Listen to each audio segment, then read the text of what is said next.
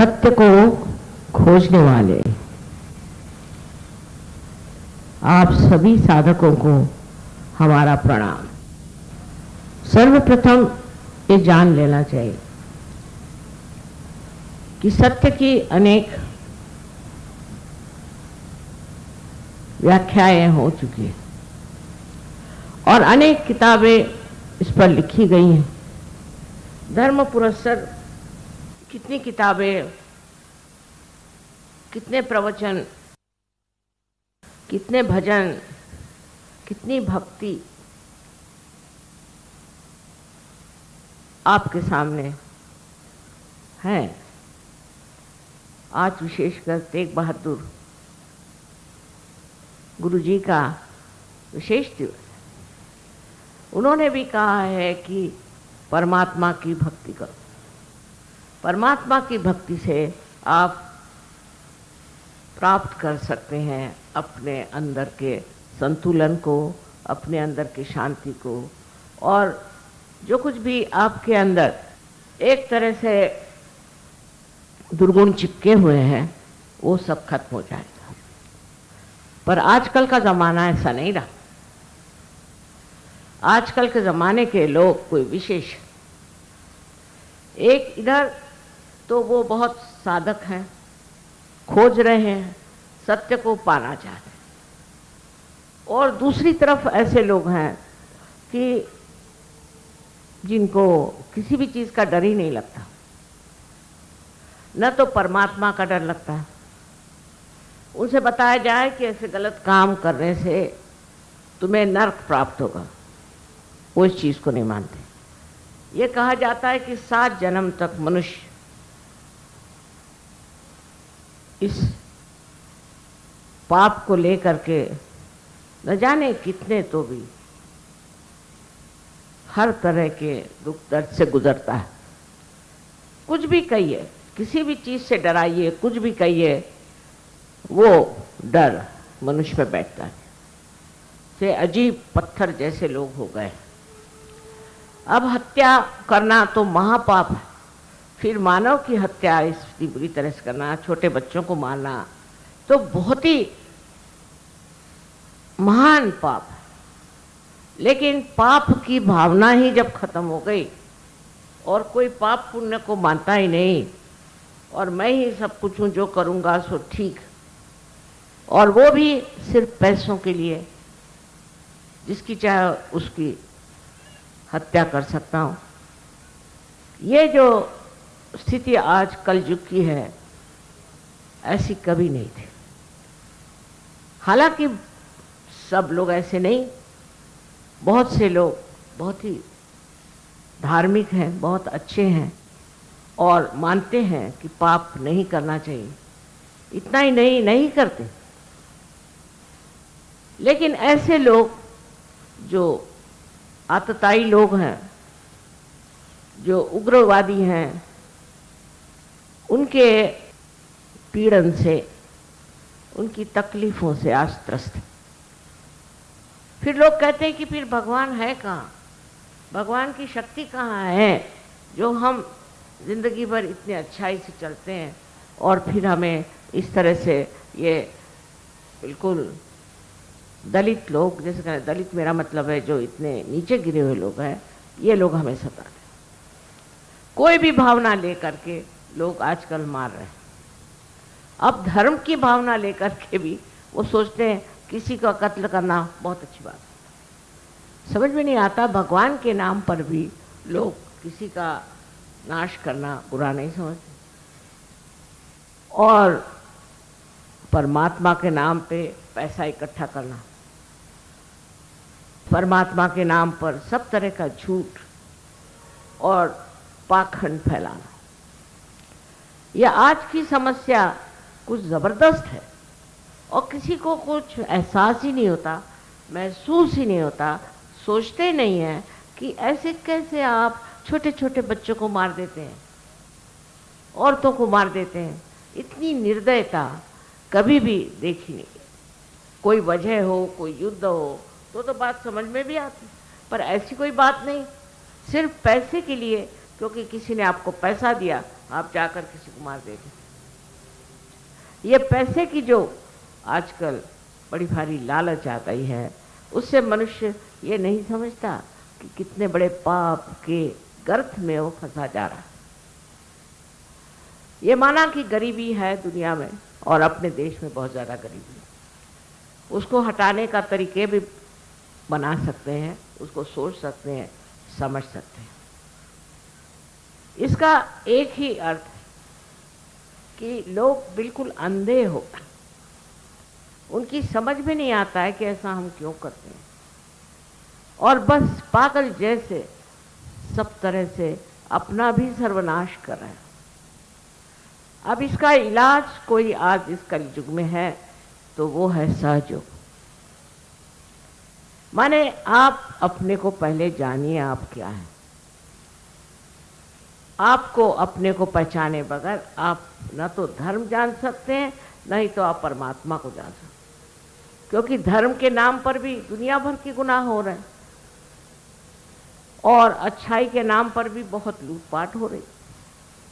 कुछ लोगों को समझ में ही नहीं आता है कि क्या करना चाहिए जिससे कि ये मनुष्य की स्थिति ठीक हो जाए। एक दूसरे से मनुष्य डरने लग गया, घबराता है, परेशान है और परमात्मा से नहीं डरता। ये सारी बातें करने से गर्मी भर आती और कुछ नहीं। लेकिन मनुष्य में वो संवेदना नहीं, उसके अंदर वो शक्ति नहीं रह गई जिससे वो इसे जाने वो क्या कर रहा है, किस गर्त में फंस रहा है, क्या कर रहा है, कहाँ गुमराह हो रहा है। अब उससे कितना भी समझाओ, समझाना रह जाता है और सिर्फ मस्तिष्क तक, जैसे कि मेंटल कहते हैं, इससे आगे नहीं। अब किसी ने बुद्धि से समझ भी लिया तो भी एक तरफा वो ठीक से भी चले तो भी दूसरी तरफा वो गलत चल सकता है।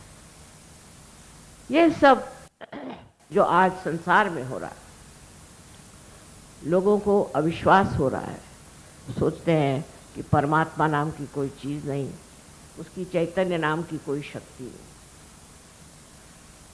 तो अब हमारी समझ में ये आना चाहिए कि कुछ न कुछ परिवर्तन जब तक मनुष्य में नहीं होगा, जब तक मनुष्य बदलेगा नहीं, जब तक उसकी वास्तविकता क्या है वो न समझे, और समझने के बाद उसमें जब तक वो आत्मीयता ना आए, तब तक वो जानवर से भी बदतर होता जा रहा है।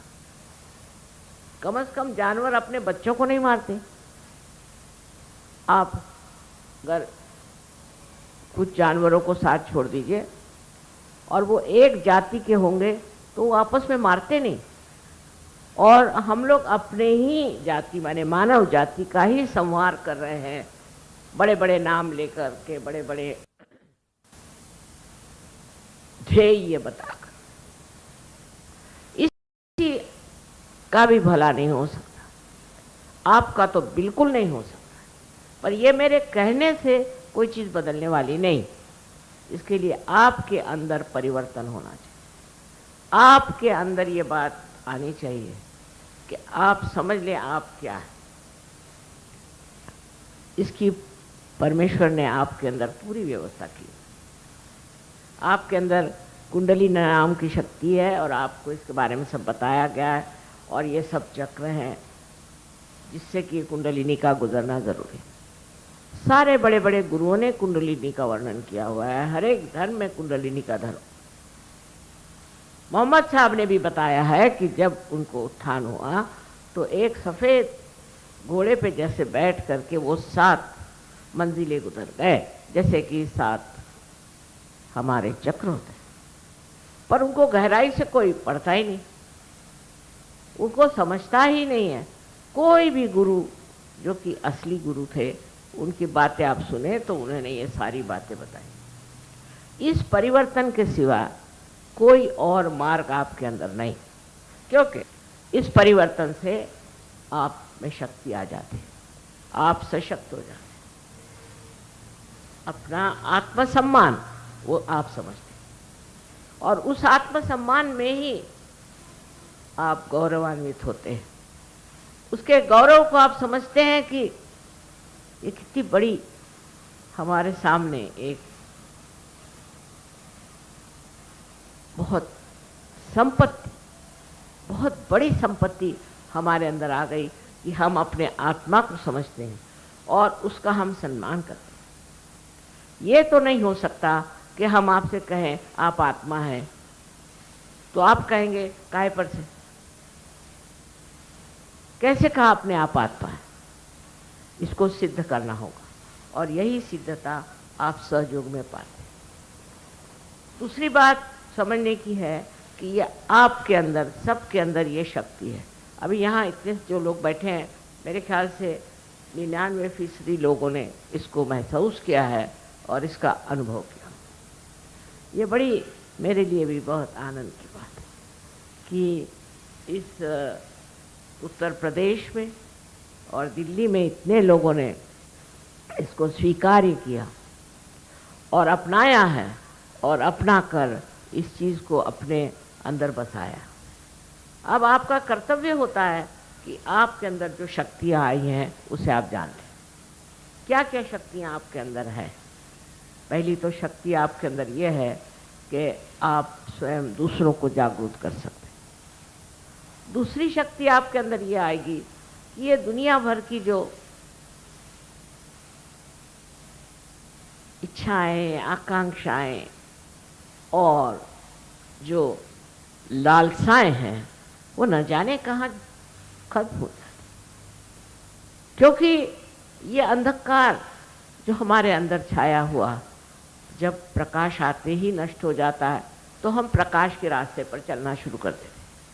उसी में हमें बड़ा समाधान और आनंद, बहुत सुख मिलता है और इसी की हमें प्रतीक्षा थी जो आज हम अनुभव कर रहे हैं। ये चीज़ बातचीत की नहीं, अनुभव की है।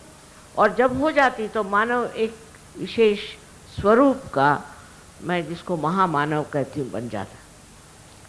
महामानव का मतलब पहले तो ये होता है कि वो अपने अंदर सबको महसूस कर सकता है, इसको हम सामूहिक चेतना कहते हैं। वो हमारे अंदर जागृत हो जाती है और उस सामूहिक चेतना से हम क्यों किसी को मार देंगे? कौन है दूसरा जिसे मारें? हम अपने ही को मार रहे हैं। किसको ठगना है? हम अपने ही को ठगते। ये समझ लेना चाहिए कि हमारे ही अंदर पूरा विश्व है, पर यह समझने से नहीं होगा, ये महसूस करना चाहिए, ये अंदर में इसका अनुभव आना चाहिए। जब इसका अनुभव आएगा तो आपको आश्चर्य होगा कि आप तो शांति के सागर हैं, आपके अंदर शांति विराजमान एक सुंदर स्वरूप में बसती है और वो शांति आप सब दूर फैलाना चाहते हैं। आपको लगता है कि मैं ही क्यों इसको अनुभव करूं और इतने लोग हैं उनको भी ये अनुभव मैं दे सकता हूं। इस तरह से एक आंतरिक एकता आपके अंदर स्थापित हो जाती है। कुछ धर्म की बात करने की ज़रूरत नहीं है, कोई डराने की ज़रूरत नहीं, कोई धमकाने की ज़रूरत नहीं। आपके अंदर स्वयं ही प्रकाश जब आ जाता है तो आप अपने ही को सम्मानित करते हैं और उस सम्मान में आपको ये जो दुनिया भर की बेकार की चीज़ों के पीछे में भागदौड़ मची है वो सब रुक जाती है। जैसे अभी हम आ रहे थे, देखते हैं रास्ते में मोटरों पे मोटरें और ये चला जा रहा वो जा रहा है। एक क्षण भर रुक कर आप देखें तो लगेगा कहाँ जा रहे हैं पागल जैसे, उल्टी तरफ कहाँ जा रहे हैं, क्या करने जा रहे हैं, क्या मिलने वाला है इनको। यही आपकी दशा हो जाएगी और फिर आप खुद खड़े हो जाएंगे और रोकेंगे कि भाई रास्ता उधर नहीं इधर। ये जो एक आपकी अंदर शक्ति बसी हुई है, ये आज जगाने की शक्ति आपके अंदर है, फिर अपने को शुद्ध करने की आपके अंदर शक्ति है। रास्ते से पढ़ते आ रही हो कि स्वच्छ दिल्ली, स्वच्छ कैसे होगा? स्व, स्व माने आप, स्वयं आत्मा, इसी से हो सकता है। ऐसे बाहरी स्वच्छता से क्या फायदा है? अंदर की जब स्वच्छता हो जाएगी तो आप जानिएगा कि आप क्या हैं, आपके अंदर कितने सद्गुण हैं, कितने आपके अंदर प्रेम के प्रवाह बह रहे, इतने आनंद की सृष्टि आपके अंदर हो सकती है।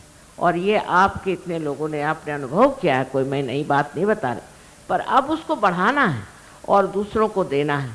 मुझे पता हुआ कि बहुत जगह से लोग यहाँ आए हैं, बाहर से, प्रदेश से भी आए, पर आप लोग भी आसपास के उत्तर प्रदेश के लोग और दिल्ली के इतने लोग यहाँ पर आए हुए हैं। अब आप सोच लीजिए कि आप सब एक हैं।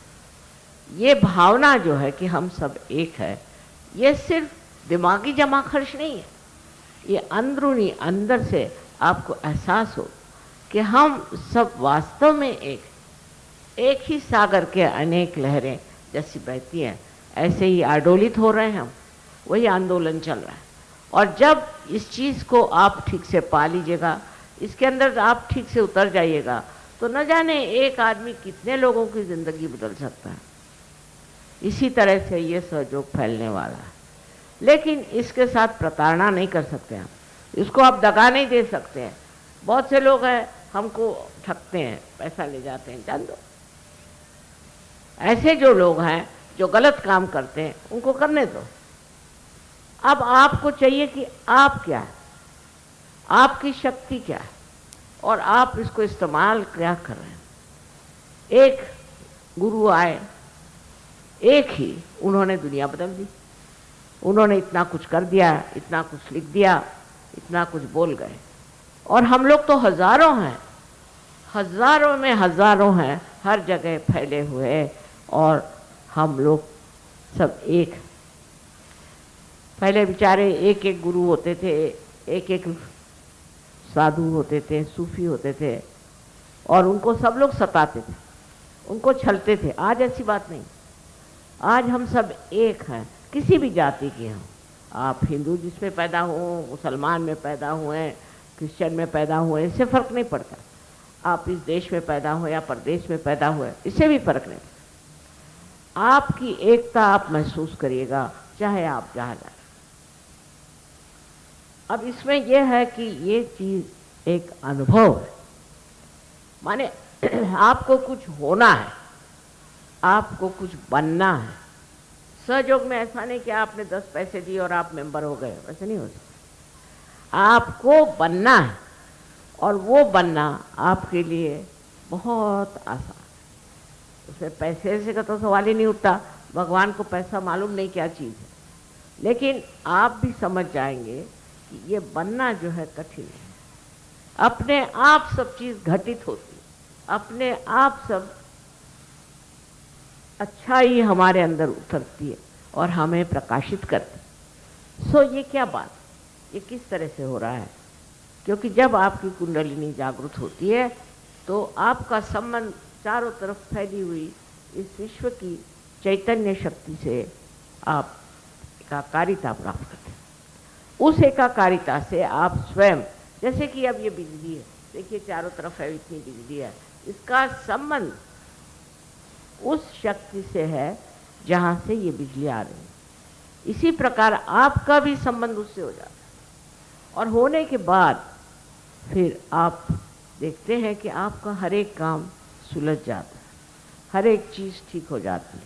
कोई गड़बड़ भी करे वो भी ठीक हो जाता है। अब ये मैं जो कह रही हूँ ये कोई झूठी बात नहीं, आप इसका प्रत्यय लीजिए, इसका आप अनुभव करें, और अनुभव के बाद आपको लगता है कि मैं क्यों परेशान हूँ, सब चीज़ तो ठीक हो गई, मैं क्यों परेशान हूँ, मैं किस चीज़ के लिए परेशान हूँ। हर चीज़ की एक हद होती है, और जब वो हद से गुजर गई तो देखते हैं आपके हैरान हैं, सब चीज़ सामने, सब चीज़ ठीक हो गई, सब मामला बन गया। ये आप लोगों का अनुभव है, और ये अनुभव आप चारों तरफ फैलाइए, क्योंकि आज जो है अपना देश ऐसी कगार पर पड़ा हुआ है कि न जाने कब लुढ़क जाए। इसलिए आप लोगों को इसकी धुरी संभालनी, आपको रोकना है, आप ही इसके संभालने वाले सत्व हैं। ये नहीं है कि हम सहयोगी हो गए और बस हो गया। इस देश की जो प्रज्ञा बिगड़ गई है, इसके जो हालात बिगड़ गए, इसमें सब एकजुट हो करके आपको रोकना है। और आपके अंदर ये आशीर्वाद है कि आप हर तरह की शक्ति को प्राप्त करें। आज हमारे यहाँ इतने बड़े बड़े गुरु हो गए, इतने बड़े बड़े अवतरण हो गए, लेकिन वो सारे अवतरण आज आपके अंदर दृश्यमान होना चाहिए, लोगों को दिखाई देना चाहिए और उनको लगना चाहिए कि ये कोई चीज़ आई है, ये कोई विशेष चीज़ है, ये ऐसे वैसे आदमी नहीं है जो बेवकूफ़ी में आ जाए। ये सिर्फ बेवकूफ़ी की बात नहीं है। न जाने किस वजह से हमारे अंदर इतनी क्रूरता और इतनी गिरी हुई बातों का समन्वय हो गया। ये सिर्फ पैसे के लिए हो तो भी समझ में आता है, पर उसके अलावा ये किसी तरह के राक्षसी प्रवृत्ति से कार्य होता है।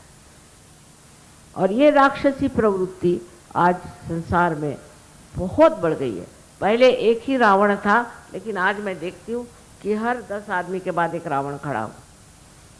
पर बाकी के 10 अगर सहज हो गए तो वो उस रावण को पूरी तरह से नष्ट कर सकते। उसकी नष्टता का मतलब है कि उसका जागरण करें। उसकी नष्टता नहीं कि उसके 10 सर उतारें, ये उसको आपको जागरूक करना है और उसको जागरूक करके और उसको ये आनंद का अनुभव देना। सहज का रास्ता प्रेम का, सिर्फ प्रेम, और प्रेम ही सत्य। सत्य और प्रेम में कोई भी अंतर नहीं। अगर आप किसी को प्यार करते हैं तो उसके बारे में सब जानते हैं। इस प्रेम की शक्ति को आपको इस्तेमाल करना है। लोग समझते ही नहीं है कि ये जो चैतन्य सृष्टि है, ये सब हमारे अंदर प्रेम की वर्षा करता है, इसमें से प्रेम बहता है। और ये प्रेम जो है ये सारे संसार में ऐसा छा जाएगा एक दिन कि आप आश्चर्य करेंगे कि संसार क्या था और क्या नहीं। आप ही के आयुष्य में होगा, आप ही की जिंदगी में ये बात होगा और आप देखकर हैरान होंगे कि ये दुनिया आपने बदल दी, कहाँ से कहाँ पहुँचा।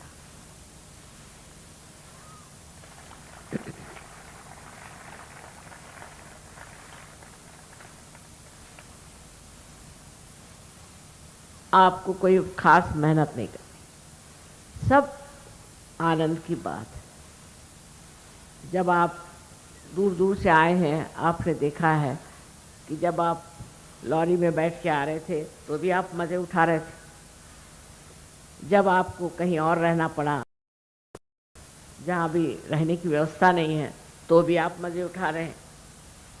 एरोप्लेन से जब मैं आती हूँ तो मुझे चिंता रहती कि एरोप्लेन अगर टाइम से नहीं पहुँचा तो वहाँ बेचारे न जाने कितने लोग आए होंगे, पर मैं देखती हूँ कि सब खुशहाल हंस रहे। मैंने कहा भाई कर क्या रहे थे, 4-5 घंटे लेट हो गया प्लेन। कहले माँ इतना मज़ा आया, ऐसे तो कहीं भी नहीं। ये समझने की बात कि इंतज़ार में लोग परेशान रहते हैं, लेकिन यहाँ इंतज़ार में ही लोगों ने मज़ा उठाया और देखा। ये सारी सुंदर अप्रतिम इस तरह की सारी कुछ ज़िंदगी आपके सामने है। बस आपको इसमें उतरना है, प्रयत्नशील होकर के उतरना है, ध्यान से इसमें उतरना है और इसको प्राप्त करना है। ये काम बुद्धि से नहीं जाना जा सकता, नहीं ये काम कोई मेहनत करने की ज़रूरत कि आप सर के बल खड़े हो जाइए, कुछ नहीं। बस आप इसमें घुलते जाइए और इसमें पिघलते जाइए। इस प्यार की जो महानता है वो ये है कि आपको कोई कष्ट नहीं होता। आपके सारे कष्ट जो है वो पता नहीं कहाँ नष्ट हो जाते हैं, और जो आपके अंदर जो एक नया जागरण होता है, उससे सारी दुनिया एक बड़ी अद्भुत सी चीज़ लगती है। वैसे देखिए तो परमात्मा ने बहुत सुंदर दुनिया बनाई, उसकी कोई गलती नहीं है, और उसने आपके अंदर भी कुंडलिनी बना के रखी हुई। वो भी चाहता है कि आप अपने जागरण को प्राप्त करें और इसमें उतरें, पर आप छोटी छोटी चीज़ें में उलझे हुए हैं। बेकार की बात, जैसे कि कोई कहेगा साहब मैं तो ईसाई हूँ, मैं तो नहीं मानता, मैं फलाना हूँ, मैं तो नहीं मानता। अरे नहीं मानने से क्या फ़ायदा है? सारे धर्मों में लिखा है कि आपको आत्म साक्षात्कार होना है। बगैर आत्म साक्षात्कार के आप परमात्मा को भी नहीं जानते। ये बात बिल्कुल सही है। और जब तक आप इसको प्राप्त नहीं करते आप बेचैन हैं, आप परेशान रहेंगे, आप तकलीफ में रहेंगे। और जैसे ही ये प्यार का सागर उमड़ता हुआ आपको अंदर खींच लेगा, आप सोचेंगे पता नहीं ये कैसे। बहुत से सहयोगी ने मुझसे कहा, माँ हमारे पूर्व जन्म के क्या कर्म बहुत अच्छे थे कि हमें ये चीज़ प्राप्त हो गई। मैंने कहा पूर्व जन्म की बात ही नहीं करो, अभी इसी जन्म की बात करो। इसी जन्म में आपका परिवर्तन हो गया है और इस परिवर्तन को स्वीकार्य सर आँखों पे, और इसकी वजह से जो जो कार्य हो सकता है उसे बहुत प्रेम से करो। कोई आदमी खराब हो सकता है, सहयोग में ऐसे लोग घुस आते हैं, कुछ अर्ज उससे आपका कुछ लेना देना नहीं बनता। आपका लेना देना परमात्मा से, इस परम चैतन्य से। और इतना सुघड़, इतना शास्त्रीय और कोई सा भी मार्ग नहीं, क्योंकि पहले जो बेचारे हो गए, अवतरण हो गए, गुरु हो गए, ये है वो एक तो आप लोगों को जागृति नहीं दे पाए, और दूसरी बात ये भी है कि उनको समझना आप लोगों के बस का नहीं था। ये सर्वसाधारण बुद्धि तक पहुंचने वाली बहुत ही सादी कृति है कि कुंडलिनी का जागरण कर।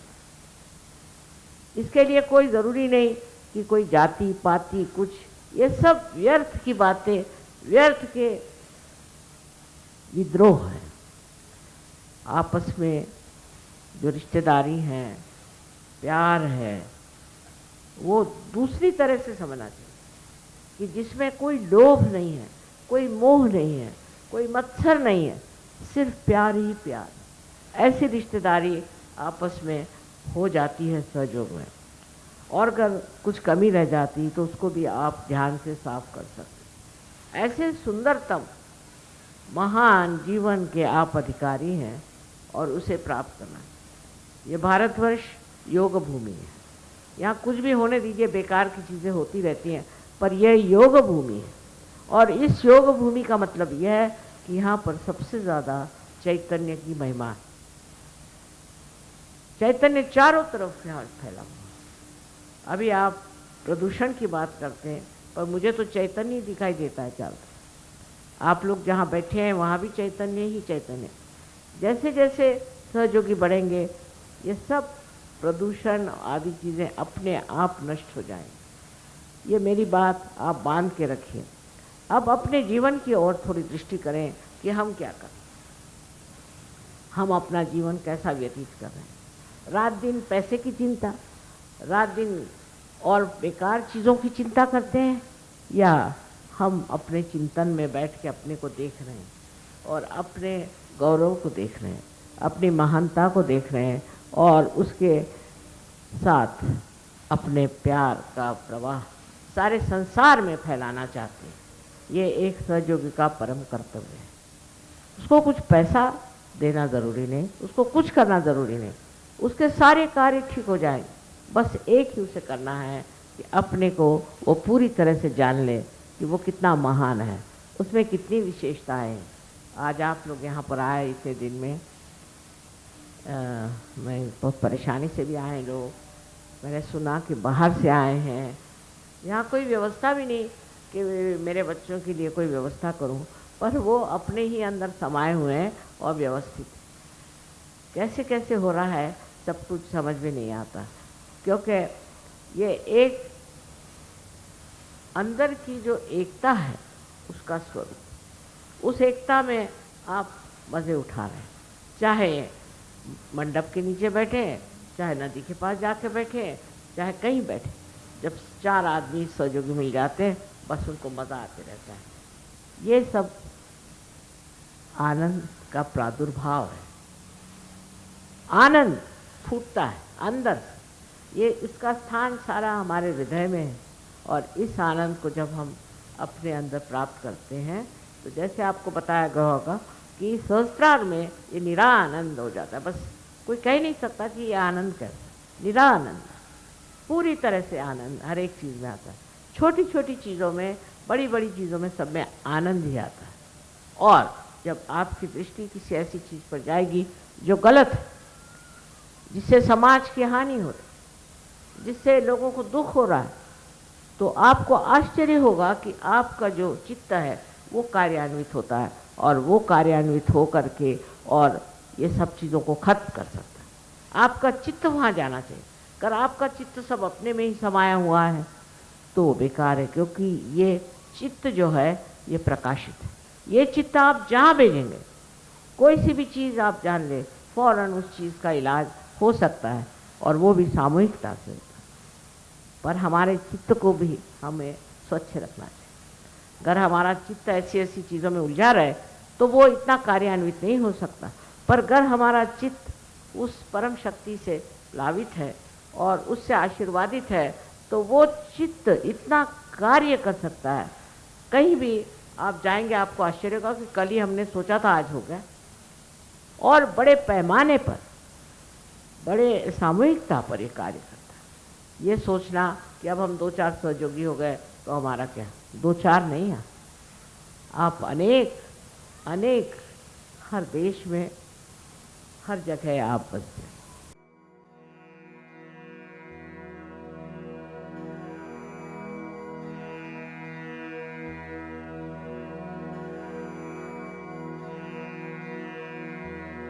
Mm.